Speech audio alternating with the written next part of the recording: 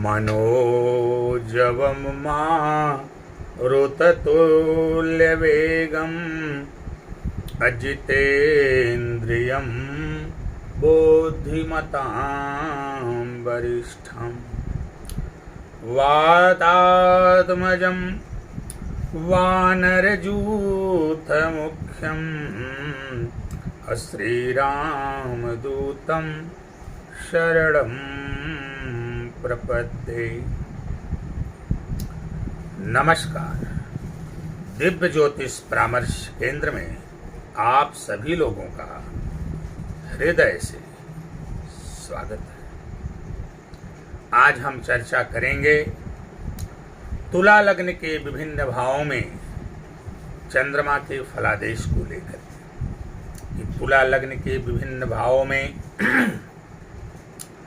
12 भावों में अलग अलग भावों में बैठकर चंद्रमा हमें किस प्रकार का फल प्रदान करते हैं। इसके पहले हम मेष से लेकर के कन्या लग्न तक विभिन्न भावों में चंद्रमा के फलादेश की चर्चा कर चुके हैं और अपने वीडियोस को हमने अपने YouTube चैनल दिव्य ज्योतिष परामर्श केंद्र पर अपलोड भी कर दिया। आशा करते हैं आप सभी लोग हमारे उन वीडियोस को देख करके अपने आप को अवश्य लाभान्वित कर रहे होंगे।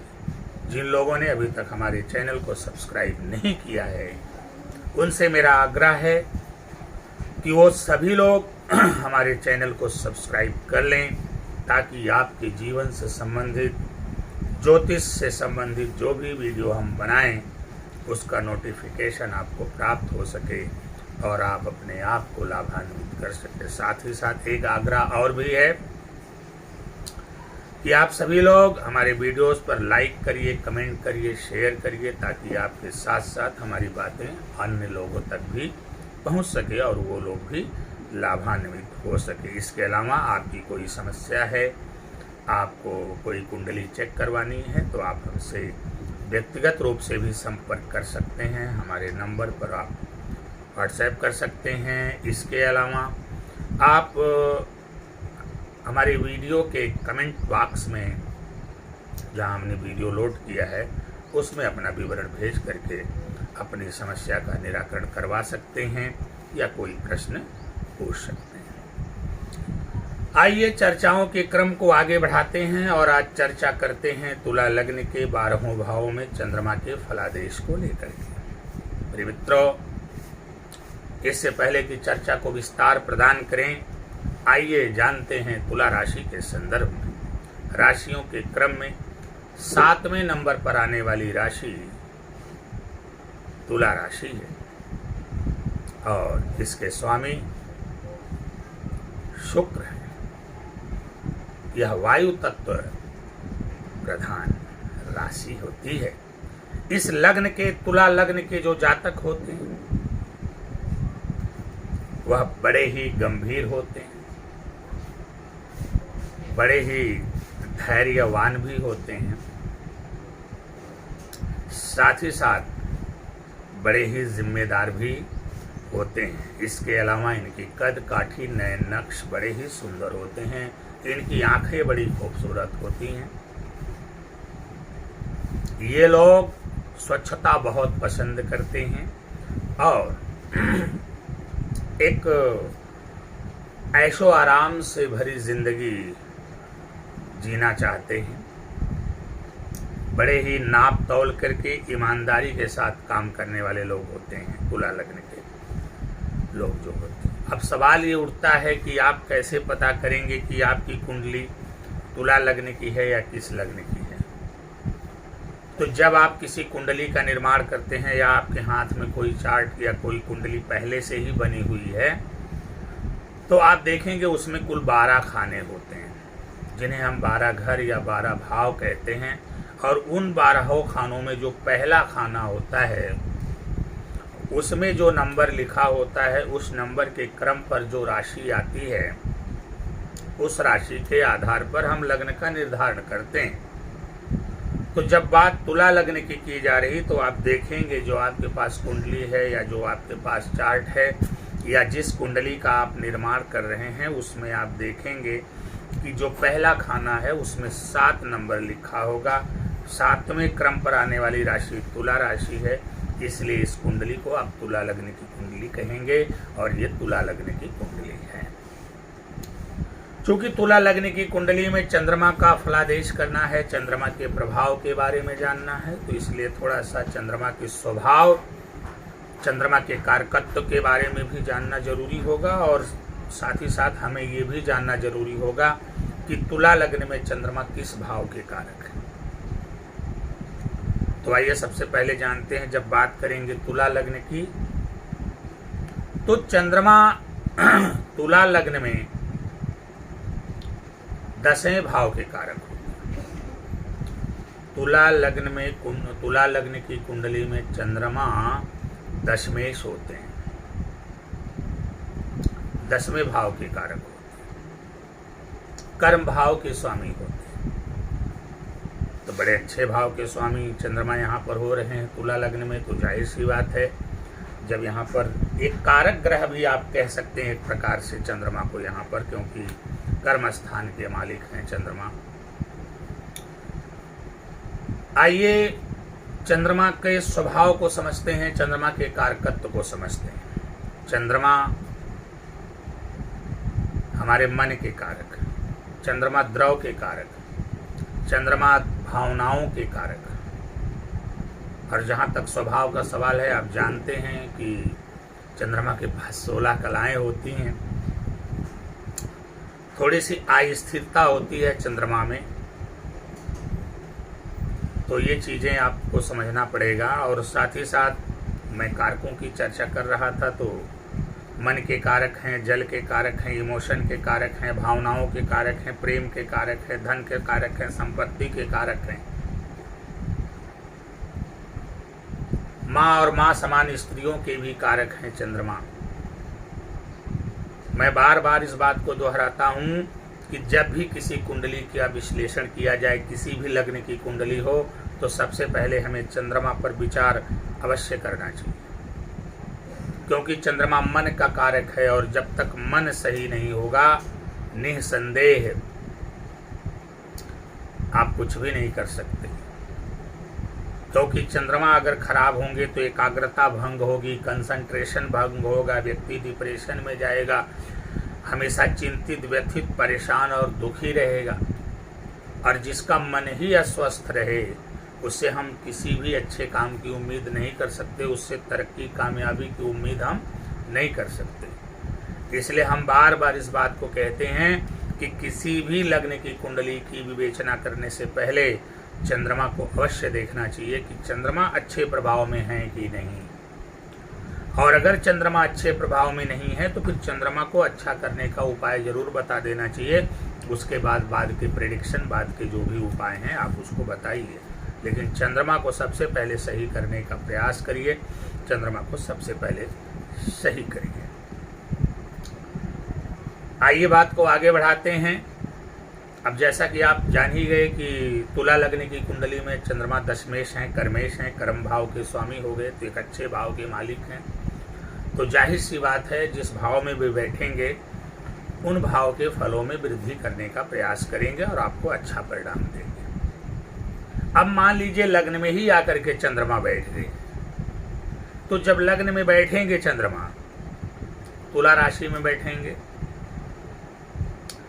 जब मैं चंद्रमा का विश्लेषण कर रहा हूं तो थोड़ा शत्रुता मित्रता पे हम ज़्यादा फोकस नहीं करने वाले हैं, क्योंकि जन्म कुंडली में 2 ग्रह ऐसे हैं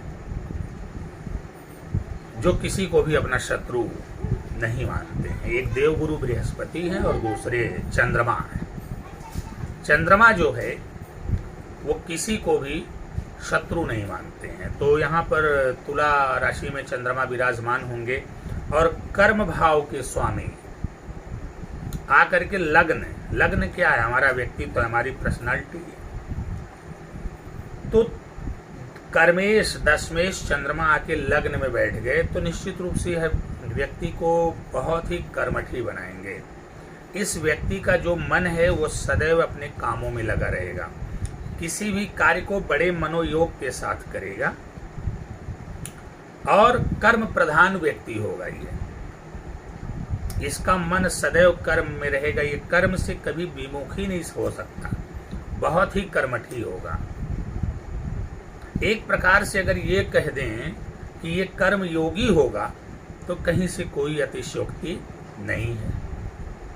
चंद्रमा कर्म भाव के मालिक होकर के लग्न में विराजमान होंगे तो आपको कर्म योगी बनाएंगे, 100% अकाट्य सत्य है। परंतु जैसा कि चंद्रमा का स्वभाव है, इनके अंदर इमोशन है, भावना है, इसलिए जब लग्न में चंद्रमा आते हैं तो व्यक्ति बड़ा ही इमोशनल होता है, बड़ा ही भावुक होता है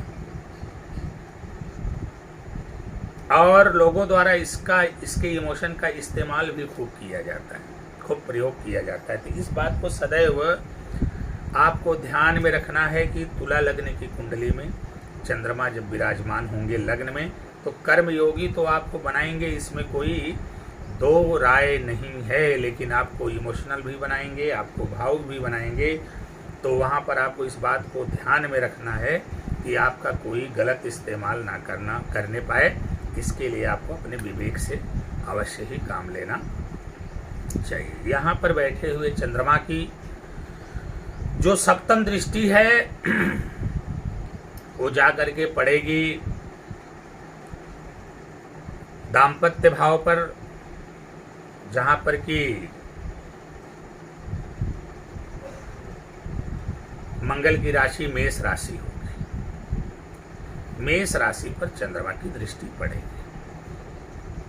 देखिए, सप्तम में जो दाम्पत्य भाव होता है, मैं नहीं चाहता कि वहां पर कोई क्रूर ग्रह बैठे या उस भाव को कोई क्रूर ग्रह देखे या उस भाव में किसी क्रूर ग्रह की राशि हो। अब जो मेष राशि है ये मंगल की राशि है, मंगल को क्रूर ग्रह की संज्ञा दी गई है, तो कहीं न कहीं यहाँ पर थोड़ी सी दिक्कत आती मेष राशि होने के कारण। लेकिन चंद्रमा अब वहां पर बैठ करके मित्र दृष्टि डालेगा तो अपनी शीतलता प्रदान करेगा। तो जो थोड़ा सा दाम्पत्य जीवन में वो मेष राशि होने के कारण जो थोड़ी सी खटपट, अनबन या समस्या दिखाई पड़ती पार्टनर के बीच, जीवन साथी के बीच, पति पत्नी के बीच, अब चंद्रमा वहां से दृष्टि डाल करके उस आग को ठंडा करने का काम करेंगे, शीतलता प्रदान करेंगे। तो कहने का अभिप्राय ये हुआ कि दाम्पत्य जीवन को अच्छा बना देंगे। आपकी पत्नी बहुत ही सुंदर होंगी, आकर्षक होंगी, भावना प्रधान होंगी, इसमें कोई दो राय नहीं। लग्न में बैठे हुए हैं चंद्रमा, उनकी दृष्टि पड़ रही है तो आपके बीच जो भी विवाद की संभावना मेष राशि के कारण दिखाई दे रही थी, अब उस पर ये ठंडक डालेंगे, जल डालेंगे तो उस आग को बुझा देंगे और आपके बीच प्रेम संबंध की स्थापना होगी, इसमें कोई दो राय नहीं। इसके अलावा अगर कोई बिजनेस व्यापार आप कर रहे हैं तो उसमें भी यहाँ पर बैठे हुए चंद्रमा सफलता प्रदान करेंगे। पार्टनरों के साथ आपका जो बिहेव होगा वो बड़ा ही अच्छा होगा और आप व्यापार के क्षेत्र में बहुत तरक्की करेंगे। आइए बात करते हैं तुला लग्न की कुंडली के द्वितीय भाव में चंद्रमा जाएंगे तो किस प्रकार का फल प्रदान करेंगे। प्रिय मित्रों, यहाँ पर ध्यान में रखना है कि तुला लग्न के द्वितीय भाव में जब चंद्रमा जाएंगे तो वृश्चिक राशि में चले जाएंगे और वृश्चिक राशि में चंद्रमा नीच के हो जाते हैं। मैंने कहा कि चंद्रमा का कहीं से भी बुरा होना ठीक नहीं है, चाहे बुरे भावों का स्वामी होना या बुरे भावों में जाकर के बैठना या चंद्रमा पर बुरे ग्रहों की दृष्टि पड़ना या चंद्रमा का खुद नीच राशि में चले जाना या चंद्रमा का अस्त हो जाना, बलाबल में कमजोर हो जाना, ये कहीं से भी जीवन के लिए अच्छा नहीं है। अब जो दूसरा भाव है वो धन का है, कुटुंब का है, वाणी का है विशेष रूप से। अब यहाँ पर जाकर के चंद्रमा नीच के हो जा रहे हैं तो जाहिर सी बात है जब चंद्रमा नीच के होंगे तो उस भाव से संबंधित जो कारकत्व हैं उनमें ये कमी लाने का प्रयास करेंगे, इसमें कोई दो राय नहीं। धन का भाव है तो धन में कमी लाएंगे। कुटुंब का परिवार है तो कुटुंब में जो आपकी स्थिति होगी वो ठीक नहीं होगी, कलह की स्थिति उत्पन्न होगी। डिप्रेशन आपको देंगे, बहुत ज़्यादा एंग्जाइटी, चिंता, हरासमेंट, फ्रस्ट्रेशन इत्यादि समस्या देंगे। ये यहाँ पर जो है आपको डिप्रेशन में लेकर के जाएंगे। तो यहाँ पर चंद्रमा नीच के हो रहे हैं, इस बात को ध्यान में रखना। और ये सारी स्थिति आपके जीवन में आएगी। परिवार में कलहपूर्ण स्थिति रहेगी, परिवार में आपकी जो पोजीशन है वो भी जो है सही नहीं बनेगी।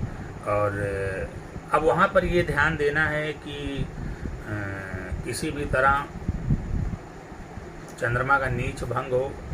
अब कैसे नीच भंग होगा? अब जिस राशि में चंद्रमा नीच के हो रहे हैं वहाँ अगर देवगुरु बृहस्पति की दृष्टि पड़ जाए तो ये आपके लिए बहुत अच्छा हो जाएगा और कहीं न कहीं नीचत्व इनका जो है भंग होगा और फिर आपको जो है यहाँ पर श्रेष्ठ परिणाम देखने को मिलेंगे।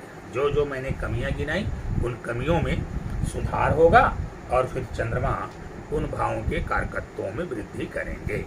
यहाँ पर बैठे हुए चंद्रमा की जो सप्तम दृष्टि है वो अष्टम भाव पर पड़ेगी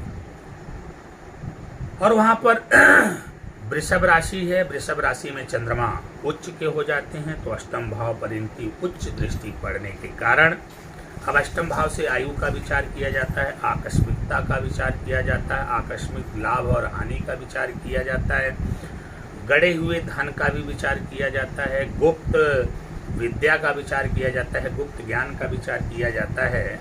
तो जब यहाँ से चंद्रमा की उच्च दृष्टि अष्टम भाव पर पड़ेगी तो निसंदेह आपकी आयु में वृद्धि भी करने का प्रयास करेंगे। साथ ही साथ आप गुप्त विद्याओं के जानकार भी हो सकते हैं। इसके अलावा आपको आकस्मिक धन लाभ भी कराएंगे। ये सारी चीज़ें चंद्रमा आपको द्वितीय भाव में बैठ करके प्रदान करेंगे। लेकिन आपको ध्यान में रखना है, चूंकि चंद्रमा द्वितीय भाव में जा रहे हैं इसलिए डिप्रेशन तो देंगे ही देंगे, इस बात को सदैव ध्यान में रखना है। तो अब इसके लिए क्या करना, थोड़ा सा मानसिक स्थिति आपकी डैमेज करेंगे। तो इसके लिए जब भी चंद्रमा नीच राशि में चले जाएं, आप चंद्रमा की नीच राशि में जाते ही आप भगवान भोलेनाथ की शरण में चले जाइए। भगवान भोलेनाथ की आराधना करिए, उनका दर्शन करिए, उनका पूजन करिए। प्रत्येक सोमवार शिवलिंग का पंचामृत से अभिषेक करवाइए। सावन में अपने आप को संकल्पित करके एक बार जो है रुद्राभिषेक अवश्य करवाइए यदि चंद्रमा वृश्चिक राशि में जाकर के नीच के हो रहे हैं तब। अब आइए बात करते हैं पराक्रम भाव में। तीसरे भाव में जब चंद्रमा जाएंगे तो किस प्रकार का फल प्रदान करेंगे। प्रिय मित्रों, जन्म कुंडली के तीसरे भाव में जब चंद्रमा जाएंगे तो वहाँ देवगुरु बृहस्पति की धनु राशि इनकी मित्र राशि होगी। तो धनु राशि में बैठ करके चंद्रमा आपको पराक्रमी बनाएंगे, भाई बहनों का सुख भी दिलाएंगे, मित्रों का, बांधवों का, सबका सुख आपको दिलाएंगे। यहाँ पर पराक्रम भाव में चंद्रमा जब होंगे तो अब यहाँ पर बैठे हुए चंद्रमा की जो सप्तम दृष्टि है वो आपके भाग्य भाव पर पड़ेगी। वहाँ पर देवगुरु बृहस्पति की नहीं, वहाँ पर बुध की मिथुन राशि, वहाँ पर मिथुन राशि है, मिथुन राशि पर इनकी दृष्टि पड़ेगी। मैंने कहा बुध तो चंद्रमा को अपना शत्रु मानते हैं, लेकिन चंद्रमा किसी को भी अपना शत्रु नहीं मानते। और जहाँ तक बुध का सवाल है, बुध को चंद्रमा अपना पुत्र मानते हैं, इसलिए वात्सल्य दृष्टि पड़ने जा रही है अब नवम भाव पर। तो जब नवम भाव पर चंद्रमा की वात्सल्य दृष्टि पड़ेगी तो निश्चित रूप से आपके भाग्य में जबरदस्त वृद्धि कराएंगे, आपको सत्कर्म से जोड़ेंगे, आपको पिता का सुख मिलेगा, आप बड़े ही धार्मिक विचारों के होंगे और बड़े ही पुण्य करने वाले, दान पुण्य में आपका बड़ा विश्वास होगा, सत्कर्मी होंगे, आपको उच्च शिक्षा भी दिलाने का काम करेंगे पराक्रम में बैठे हुए चंद्रमा। आइए बात करते हैं चौथे भाव। चौथे भाव में जब चंद्रमा आएंगे तो वो मकर राशि में चले जाएंगे। चौथे भाव में शनि महाराज की मकर राशि। अब चंद्रमा और शनि का जो संयोग है वो थोड़ा सा बहुत अच्छा नहीं माना जाता है कि कहीं न कहीं वो विष दोष का निर्माण कर देते हैं। अब चंद्रमा जल हैं, शनि लोहा हैं। अब आप ही जरा कल्पना करो कि लोहा और जल कहीं न कहीं दोनों एक दूसरे को कुप्रभावित कर देते हैं। तो चंद्रमा जब शनि के साथ होते हैं तो विष दोष का निर्माण होता है। तो जो भी शनि की राशि में आएंगे तो अब विष दोष तो मैं इसको नहीं कहूँगा, लेकिन कहीं न कहीं थोड़ी सी असंगति विसंगति जरूर पैदा करेंगे।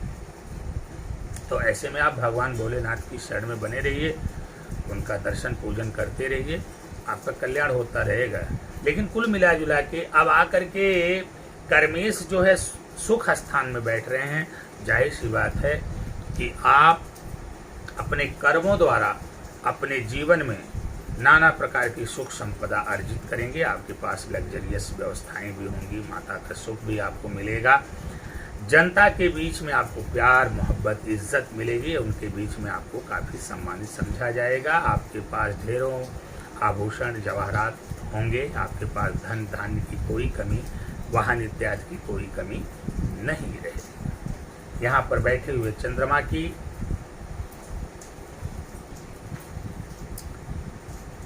जो सप्तम दृष्टि है वो दशम भाव पर अपने ही राशि पर पड़ेगी। तो अपने ही राशि पर इनकी दृष्टि पड़ेगी तो निश्चित रूप से आपके कर्म में वृद्धि करेंगे। आपको अगर नौकरी कर रहे हैं तो उसमें प्रमोशन दिलवाएंगे, उच्च अधिकारियों का सपोर्ट भी आपको मिलेगा। यदि आप बिजनेस और व्यापार कर रहे हैं तो उसमें आपको ज़बरदस्त सफलता दिलाने का काम करेंगे। पिता के साथ आपके संबंध बहुत ही मधुर और आत्मीय होंगे। आइए बात करते हैं पंचम भाव में। पंचम भाव में जब चंद्रमा आएंगे तो शनि की ही राशि कुंभ राशि में होंगी। तो जैसा कि मैंने बताया कि शनि के साथ जो इनका कंजक्शन है, इनकी जो युति है वो बहुत अच्छी नहीं मानी जाती है। तो थोड़ी सी असंगति विसंगति देंगे, लेकिन आपको ऐसे में थोड़ा सा शिव जी की शरण में हो जाना चाहिए और उनका दर्शन पूजन करना चाहिए, उनको पंचाभिषेक से करना चाहिए। तो जो थोड़ी सी असंगति विसंगति आ रही वो भी नहीं आएगी।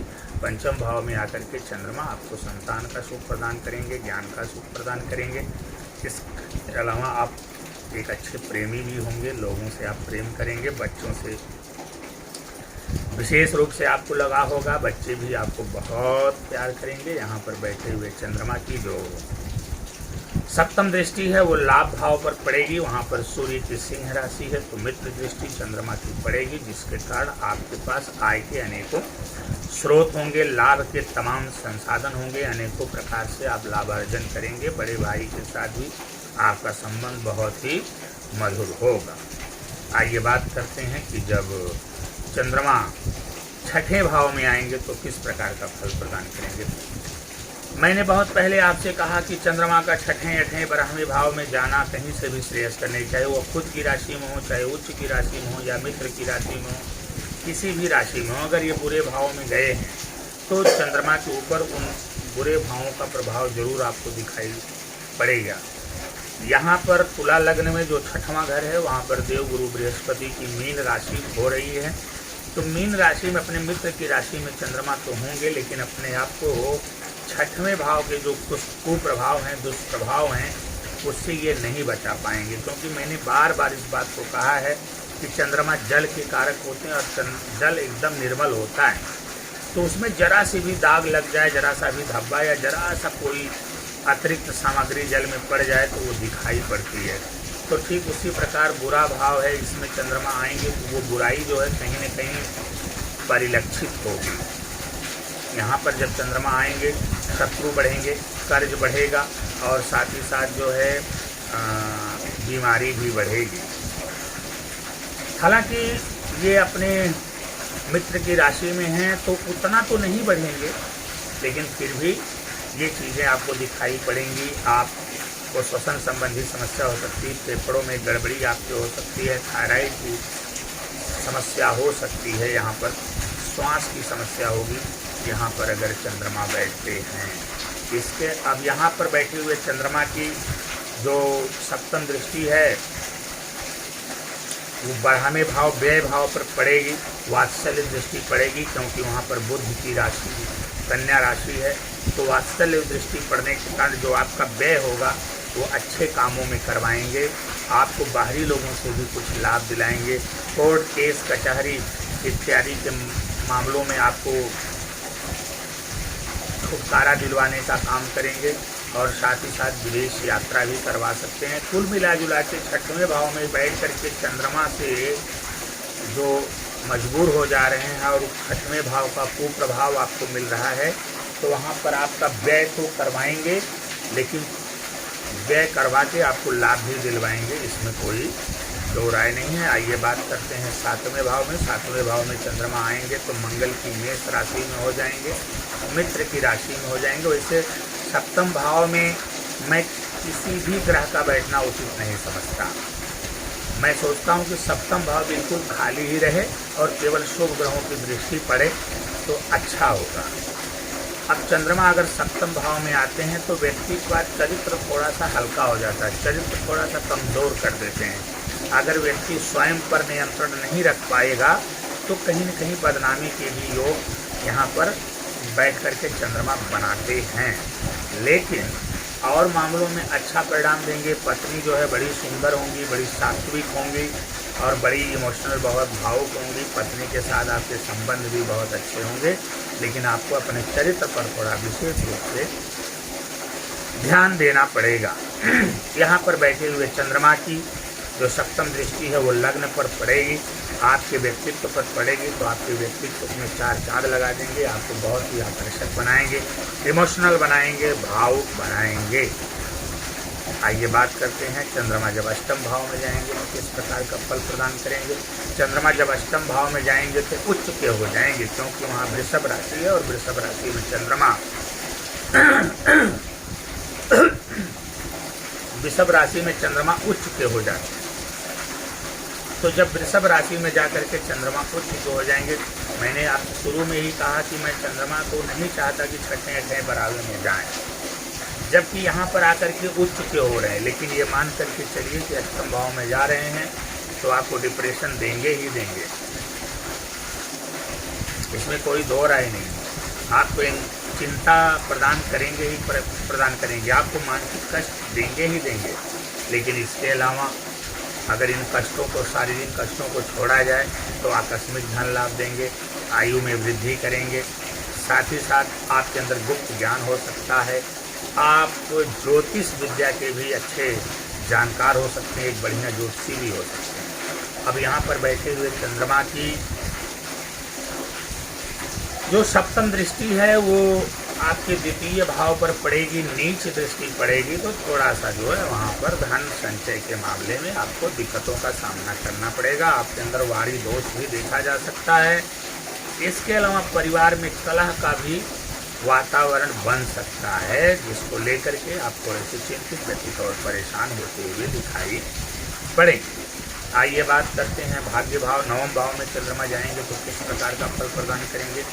9वें भाव में जब चंद्रमा जाएंगे तो वहाँ पर जो है बुध की राशि में होंगे, और 9वें भाव में चंद्रमा का जाना तुला लगने की कुंडली में मैं बहुत अच्छा मानूंगा, इसलिए कि वहाँ जाएंगे तो आपके भाग्य में वृद्धि करेंगे, आपको सत्कर्म से जोड़ेंगे, आपके द्वारा दान पुण्य करवाएंगे, आपको उच्च शिक्षा भी प्रदान करेंगे। आपका पिता के साथ जो संबंध है वो बहुत ही मधुर होगा। अब यहाँ पर बैठे हुए चंद्रमा की जो 7वीं दृष्टि है वो आपके पराक्रम भाव पर पड़ेगी, और वहाँ देवगुरु बृहस्पति की धनु राशि है, तो मित्र दृष्टि पड़ने के कारण आपको महापराक्रमी बनाएंगे। छोटे भाई बहनों का सुख मिलेगा, मित्रों का, दोस्तों का भी सुख आपको प्राप्त होगा। आइए बात करते हैं चंद्रमा 10वें भाव में, कर्म भाव में जाएंगे तो कैसा फल प्रदान करेंगे। प्रिय मित्रों, जब जन्म कुंडली के 10वें भाव में चंद्रमा जाएंगे तो अपनी ही राशि में स्वराशि के हो जाएंगे, तो फिर आपको यहाँ पर चंद्रमा जबरदस्त लाभ देंगे, आपको कर्म से जोड़ेंगे, आप बहुत ही कर्मठी होंगे, कर्म के क्षेत्र में आप बहुत अग्रणी होंगे। यदि आप नौकरी करते हैं तो उसमें बहुत अच्छा काम करेंगे, आपका प्रमोशन होगा, आपको उच्च पद की प्राप्ति होगी। इसके अलावा थोड़ा सा उतार चढ़ाव भी आप देखेंगे, क्योंकि चंद्रमा में ही है घटना और बढ़ना, लेकिन इससे आपको भयभीत नहीं होना। आज थोड़ा कम तो कल उसको बढ़ा करके आपको मिलेगा, तो कुल मिला जुला के बैलेंस जो है, अनुपात वो बराबर बना रहेगा। पिता का सुख प्राप्त होगा। बिजनेस व्यापार में भी आप अच्छी सफलता अर्जित करेंगे। यहाँ पर बैठे हुए चंद्रमा की जो सप्तम दृष्टि है वो सुख भाव पर पड़ेगी, मकर राशि पर दृष्टि पड़ेगी। निश्चित रूप से यहाँ पर बैठे हुए चंद्रमा आपको ज़बरदस्त सुख सुविधा देंगे।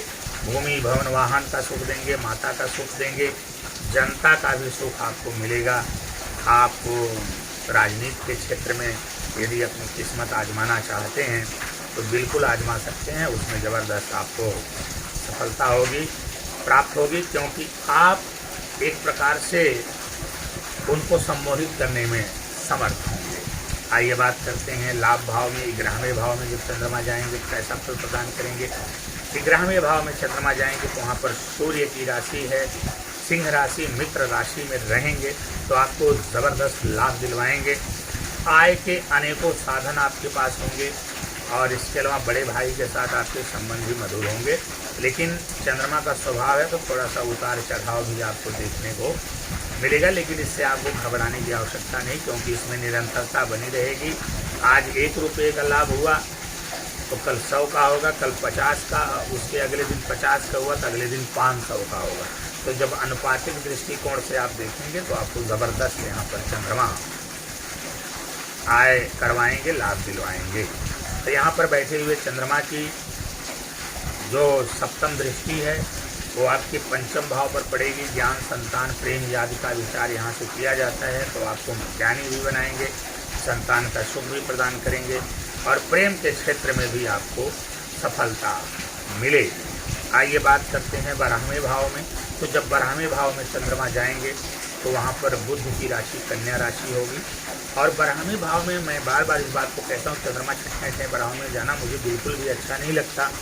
अब 12वें भाव में, क्योंकि ये मन है, एक मन का बुरे भाव में जाना ठीक नहीं है। मन कितना ही अच्छा हो, अगर वो बुरे भाव में जाएगा तो निश्चित रूप से बुरा होगा ही। क्यों, किसी ने कहा है ना, कुसंग का ज्वर सब बहुत ही भयानक होता है और संगत का असर पड़ जाता है। तो मन जो है हमेशा सही जगह पे रहे तो ज़्यादा बेहतर होता है। तो 12वें भाव में चंद्रमा जाएंगे तो ऐसे व्यक्ति का मन तो पहली बात घर पर लगेगा ही नहीं, बाहर इसका मन लगेगा। वो हमेशा बाहर जाने की बात करेगा, घर छोड़ने की बात करेगा। जरा सा घर में कोई बात विवाद हो जाए तो ये घर छोड़ करके ऐसे लोग निकल लेते हैं, भाग जाते हैं। थोड़ा सा अपने मन के होते हैं, जिद्दी किस्म के होते हैं, अपने आगे किसी की बात को ये मानते नहीं है। तो ये थोड़ी सी समस्या आपको देखने को यहाँ पर मिलेगी। आत्महत्या के भी ख्याल आते हैं ऐसे लोगों के अंदर जो है जिनका चंद्रमा 6 या 12वें भाव में होता है। अब वहाँ पर चंद्रमा बैठेंगे तो व्यय तो आपका अच्छी जगह पे कराएंगे, लेकिन व्यय लगातार होता रहेगा। कोर्ट केस कचहरी इत्यादि मामलों से आपको मुक्ति दिलाएंगे, बाहरी लोगों से आपको लाभ दिलाएंगे, विदेश यात्रा भी करवा सकते हैं। यहाँ पर बैठे हुए चंद्रमा की जो सप्तम दृष्टि है वो मित्र दृष्टि पड़ेगी, रोग रिपु ऋण वाले भाव पर पड़ेगी तो आपको रोग रिपु ऋण से भी मुक्ति दिलाने का काम करेंगे। ये बढ़ेंगे भी और धीरे धीरे करके घटेंगे भी। कुल मिला जुला के अंततोगत्वा हम यही कहेंगे कि जहाँ तक तुला लगने का सवाल है, इसमें चंद्रमा बहुत ही अच्छा फल आपको देने जा रहे हैं। यदि चंद्रमा बुरे भाव में चले गए हैं या फिर नीच के हो गए हैं तो फिर आप भगवान भोलेनाथ की शरण में रहिए, उनका जो है दान जप पूजन इत्यादि करते रहिए। और सबसे बड़ा उपाय होता है पंचामृत से शिवलिंग का अभिषेक करते रहिए, गो माता की सेवा करिए, माँ और माँ समान स्त्रियों का सम्मान करिए। चंद्रमा आपको हमेशा अच्छा ही फल देंगे। जहाँ तक इनके रत्न मोती को धारण करने का सवाल है तो आप ज़रूरत पड़ने पर धारण कर सकते हैं चंद्रमा के रत्न को। यदि जो है चंद्रमा अच्छे भाव में केंद्र या त्रिकोण में विराजमान है, या फिर धन भाव में, या फिर पराक्रम भाव में, या फिर लाभ स्थान में और बलाबल में कमज़ोर हैं तो किसी अच्छे ज्योतिषी से परामर्श लेकर के आप इनके रत्न को अवश्य धारण कर सकते हैं। आवश्यकता पड़ने पर अन्यथा इनके रत्न को इस लग्न में धारण करने की आवश्यकता नहीं है। बस भगवान भोलेनाथ की शरण में बने रहिए, शिवलिंग का पंचामृत से अभिषेक करते रहिए, भगवान भोलेनाथ की आराधना करते रहिए। और यदि आप तुला लग्न के हैं तो चंद्रमा आपको विशेष फल प्रदान करेंगे। आज के लिए बस इतना ही। आगे हम चर्चा करेंगे वृश्चिक लग्न के विभिन्न भावों में चंद्रमा के फलादेश को लेकर के। तब तक के लिए आपसे विदा लेते हैं।